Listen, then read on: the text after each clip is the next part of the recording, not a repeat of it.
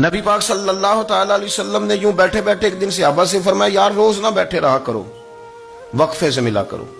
کچھ لوگ زیادہ ساتھ رہنے لگتے ہیں تو ادب نہیں نہ رہتا، ان کو احساس نہیں ہوتا کہ میں کیا کر رہا ہوں۔ تو نبی کریم صلی اللہ تعالی علیہ وسلم نے صحابہ کے مجمع پہ نظر ڈال کے فرمایا، حضور فرمانے لگے روز نہ ملا کرو، وقفے سے ملنے سے محبت بڑھتی ہے۔ حضرت صدیق اکبر بھی مجمع میں بیٹھے تھے، وہ بھی 3 نمازوں میں نہ آئے تو پیچھے ہی نماز پڑھ کے چلے گئے۔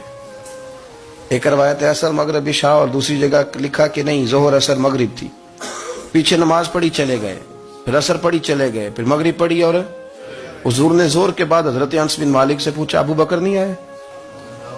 پھر عصر کے بعد پوچھا ابو بکر نہیں آئے؟ پھر مغرب کے بعد پوچھا ابو بکر نہیں آئے؟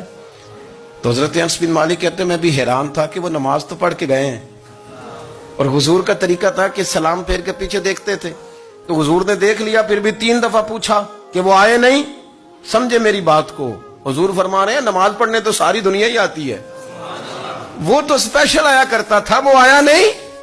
آئے نہیں جناب صدیق اکبر؟ تو حضرت انس کہتے میں نے جا کے دروازے پہ دستک کی، حضرت انس قریب رہتے تھے نا حضور کے، تو نبی پاک کے لاڈلے تھے، تو پھر لوگ بھی ان کا لاڈ دیکھتے تھے کہ یہ حضور کا قریبی ہے۔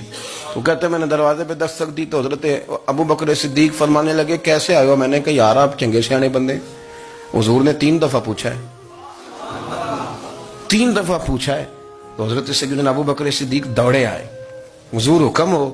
تو نبی کریم نے فرمایا یار سارا دن تو نظر ہی نہیں آیا، تو کدھر تھا تو؟ سارا دن ملا ہی نہیں۔ اللہ کرے آپ کے اس جملے کے حسن کی سمجھ آئے۔ آپ دیکھیں جو چاشنی یہاں ٹپک رہی ہے، جو وقار یہاں ٹپک رہا ہے، ذرا اس کا مزاج تو دیکھیں، اور یار تو نظر ہی نہیں آیا سارا دن۔ تو حضرت صدیق اکبر کہتے ہیں کوئی بات بھی نہیں تھی پر میں رو پڑا۔ میں نے کہا حضور آپ نے تو فرمایا تھا کہ ذرا وقفے سے ملا کرو، محبت بڑھتی ہے۔ تو حضور فرمانے لگے ابو بکر میں نے کہا تھا پر تجھے تو نہیں نہ کہا تھا، تو کوئی اور تھے جن کو کہا تھا، تجھے تھوڑا کہا تھا، اور اتنے بڑے جملے نہیں ملیں گے۔ رسول کریم فرمانے لگے تو یہیں رہا کر، تو رہتا ہے تو میرا دل لگا رہتا ہے، یہیں رہا کر، میرے پاس رہا، تو نہ جایا کر یار، تو ادھر ہی رہا۔ او پانی پر نہ سہیلیاں رنگا رنگ کڑے، او سجنوں اسی تے پریا اس دا جانیے جس دا توڑ چڑھے۔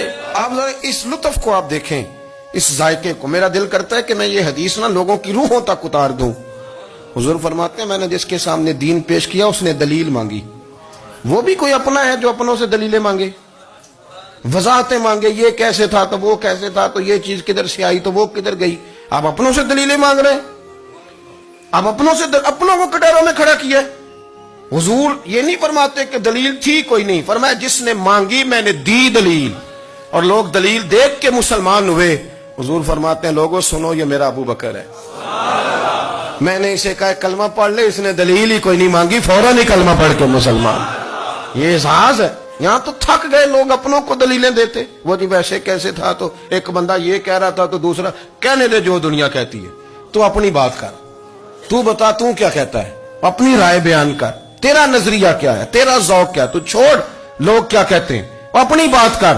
اگر ابو بکر صدیق لوگوں کے کہنوں پہ چلتے تو مکہ تو سارا کچھ اور کہہ رہا تھا، اس وقت تو کچھ تھا ہی نہیں جو کہتا کہ نہیں تو ٹھیک چل رہا، دنیا ساری کچھ اور کہہ رہی تھی، لیکن صدیق اکبر کہہ رہے تھے نہیں نہیں، سچ وہ ہے جو مدینے والے رسول فرماتے ہیں، سچ وہ ہے جو میرے آقا نے فرمایا ہے۔ اپنی زندگی میں انہوں نے بتایا لوگوں کو کہ دین کا مزہ لینا ہے تو پھر ذرا غلامی کر کے آتا ہے، پھر ذرا پورا پیار کر کے آتا ہے، پھر پوری محبت دے کے پھر غلامی کا مزہ